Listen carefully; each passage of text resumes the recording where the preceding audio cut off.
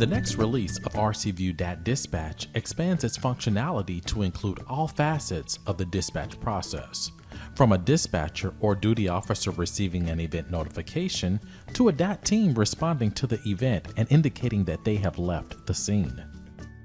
This video gives you an overview of core DAT dispatch workflows and how they are integrated with RC View.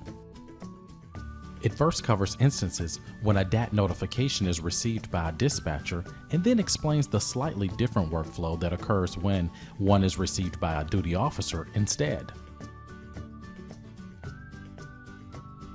The first workflow starts with a dispatcher, someone charged with receiving emergency calls, recording call details in RC View, and alerting regional DAT staff to events that require a response.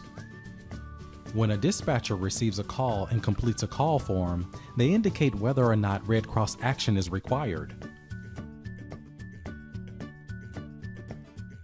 If it is, RC View treats the call as an event and identifies who may serve as the duty officer for it.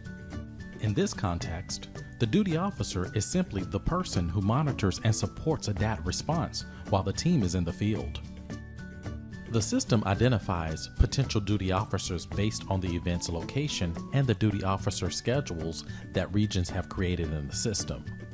Those schedules are tied to one or more counties or territories, and each region ensures that a single schedule exists for any location that they cover. And depending on how the region has configured the relevant duty officer schedule, either the system attempts to automatically notify a scheduled duty officer, or a dispatcher does a manual notification. Either way, the scheduled duty officers are contacted in a prescribed order until one acknowledges that they will receive and handle the event notification.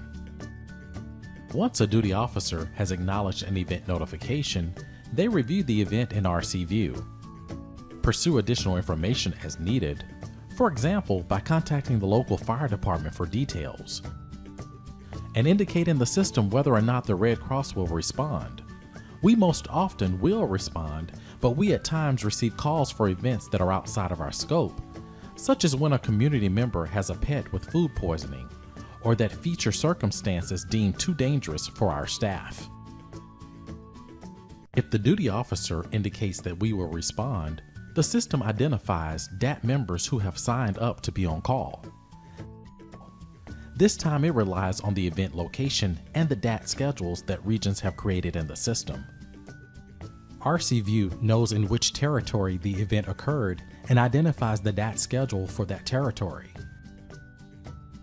Each DAT schedule indicates which responders are on call, which are generally available, and which should be contacted only in an emergency. And based on how the region has configured the relevant DAT schedule, either the system automatically attempts to notify needed responders who are on call, or the duty officer manually performs the notifications.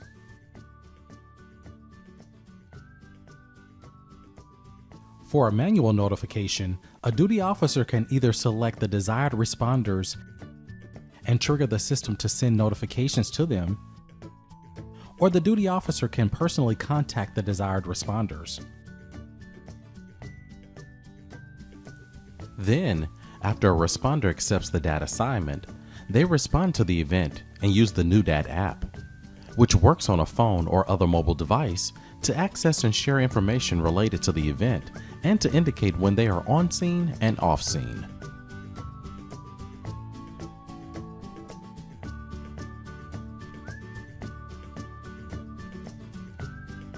Once they have all indicated that they are off scene, the system automatically sets an off-scene status for the event.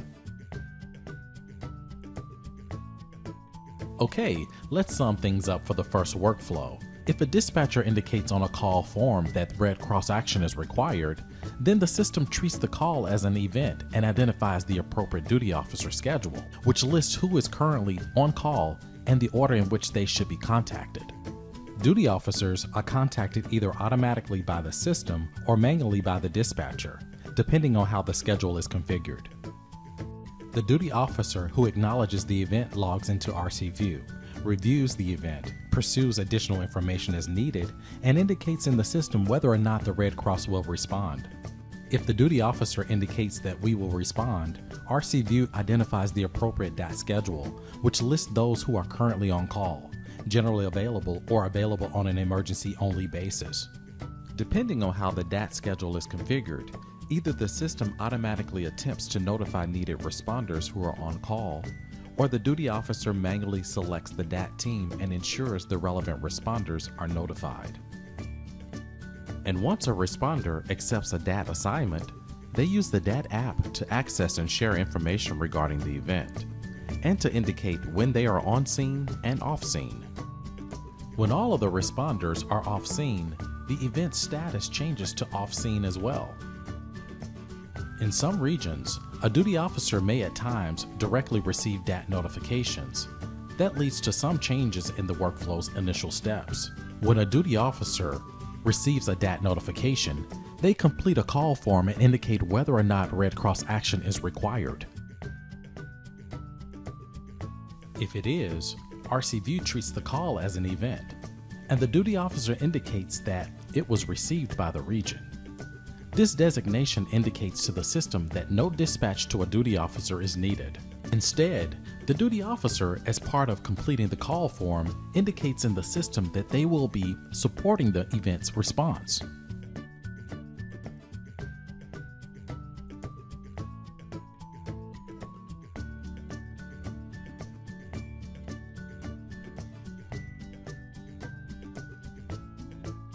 From there, the workflow matches that of a DAT notification taken by a dispatcher. The duty officer pursues additional information if needed, decides whether or not the Red Cross will respond, and if we will, begins the process of activating DAT responders.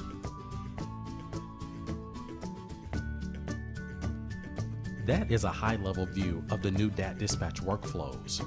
We hope it helps you understand where we are going, and we look forward to sharing more detailed information with you soon regarding RC View DAT Dispatch.